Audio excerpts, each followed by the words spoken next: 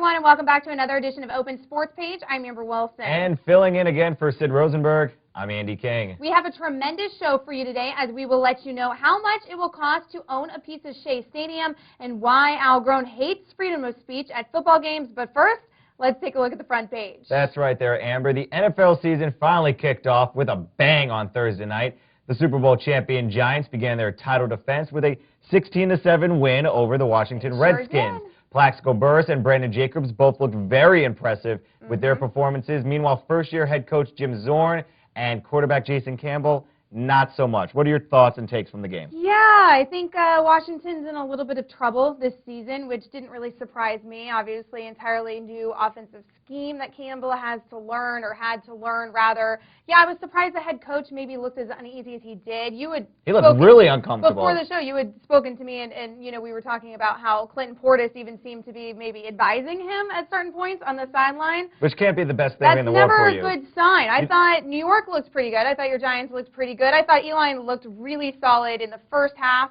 And you and I were discussing this before as well. You were saying that you thought he fell off in the second half. I thought that he got sloppy, but I thought maybe he felt like he could take some chances because he was playing the Redskins and they were up 16-0.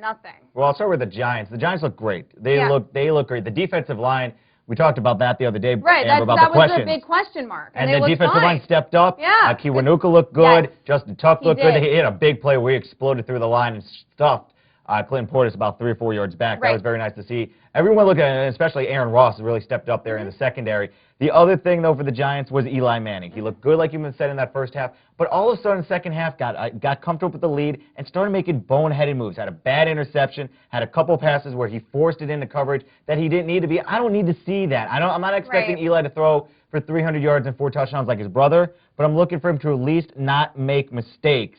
And it seemed for a while he started regressing a little bit. But, again, the Giants got the win. Yeah, they got the win. I'm not too concerned about it for you Eli fans out there. I think that he plays best in pressure situations, and I think he was hyped up in the first half, and they won the game. That's really all that matters. All right, there was a nasty little battle at the U.S. Open Thursday night between Novak Djokovic and Andy Roddick in the men's quarterfinals. Djokovic, a winner in 4 sets, was motivated by comments that Roddick had made regarding his injuries. After the match, Djokovic responded to Roddick's pre-match trash talking and then was booed by the pro-Roddick crowd at Arthur Ashe Stadium. Who is Andy Roddick to talk trash about anyone right now? Listen, Andy Roddick needs to shut his pie hole, okay? This guy, after one good tournament, he won 1 major, and everyone, oh my God, we got, I don't care about his sex appeal. It was like, we got the next great American tennis player. Just kidding. But the next Sampras, the next Agassi, this guy is a complete and utter bum. He fails every single time. No, he's a bum. Outside of dating Mandy Moore, and in your case, looking cute. No, he's dating a model now, too. We have Brooklyn Decker now. He wants to marry her. But outside of that, outside of dating hot women, the guy's done nothing to be relevant and has no right talking any sort of smack to anyone. I don't know. He was talking trash about Djokovic because he had, in a previous match, I guess, kind of had a lot of injury timeouts, left the match, I guess, one with like a sore side or something, another with like a sore ankle. So Roddick had made a comment about, how he had I'm sure he's never been hurt in a match all before. These injuries, and maybe kind of implied that maybe that Djokovic was using it in order to, intimidate his opponent, in order to kind of to psych them out. Hey, I'm hurt and I'm kicking your ass. Well, I'd psych them out because there was, they had to stop the match a bunch of times. I've got no problem. Djokovic handed him his ass out of the court on Thursday night. He did. I've got no problem with what he did afterwards as well, kind of saying, oh, yeah, about all those injuries I had. Yeah, how'd that look yesterday? I have no problem with that at all. Roddick deserves to get smack-talked for this, and he deserves now to learn his lesson. Keep your mouth shut, or you're going to get embarrassed on the court. I don't know if he deserves to get smack-talked, but at the same time, he probably provided Djokovic with a lot of ammunition to whoop obviously, why don't you talk smack to someone you actually think you could beat next time, buddy? All right, this weekend in Springfield, Mass., 7 people will be inducted into the Basketball Hall of Fame, including one of the greatest basketball coaches of all time, Pat Riley, the voice of college basketball, Dick Vitale, and 2 great centers, Akeem Olajuwon and Patrick Ewing. Of these 4 guys I just mentioned there, Amber, Vitale, Pat Riley, Ewing, and Olajuwon, which one to you stands out the most from what they accomplished in their career? Well, okay. I'm going to be completely unfair at this point. I'm going to say Dick Vitale because no one's going to say him But obviously, I'm a sports broadcaster. Obviously, that's what I wanted to do my entire life. I met Dick Vitale a few years ago. He's a great guy. He lives in Sarasota, which is where I'm Big from. Tampa fan. Yeah, and so I've seen him around town, and he was so nice to me when I went up and met him, and actually even made phone calls for me when I told him what I wanted to do for a living and all sorts of stuff. So he's just a really great guy. So I'm going to say him because of the personal connection I have with him and because obviously I envy him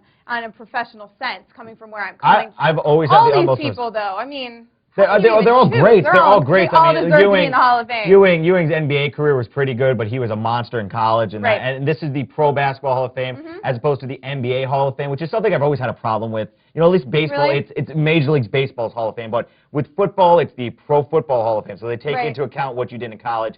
Same thing for the Basketball Hall of Fame. I wanted to just focus on your NBA career. Okay. But that aside... So should we have a separate you could. Hall of Fame or at least have a separate wing, maybe dedicated to just college sports inside the NBA Hall of Fame. Dick Vitale is an amazing character, and to me, there are two broadcasters in the history of sports, who have transcended what they were calling and had made them almost become the attraction, not so much the game. One of them was Howard Cosell, who forever will be the voice of Monday Night Football and helped make Monday Night Football so popular. Exactly. And then there's Dick Vitale, which is outside, obviously, of the talent that we've seen in college basketball the last 20-plus years.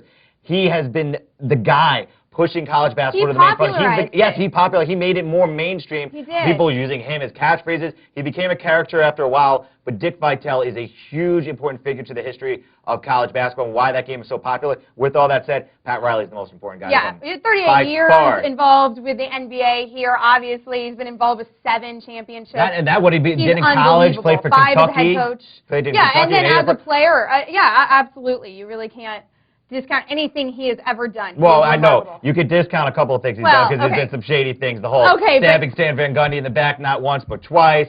The whole faxing in your resignation to the Knicks. Listen, I like Pat Riley. I have the utmost respect for him, but he's done a handful of shady things. Oh, come on. He's got a couple more, but Pat's a great guy. And he made wearing a suit on the sidelines look good. He did, actually. All right, there's plenty more to come here on OSB when we come back. Andy and I are going to preview the best games in the NFL this weekend and one college game that we both care about a lot. I don't know if you guys can guess which one that is. Don't go anywhere.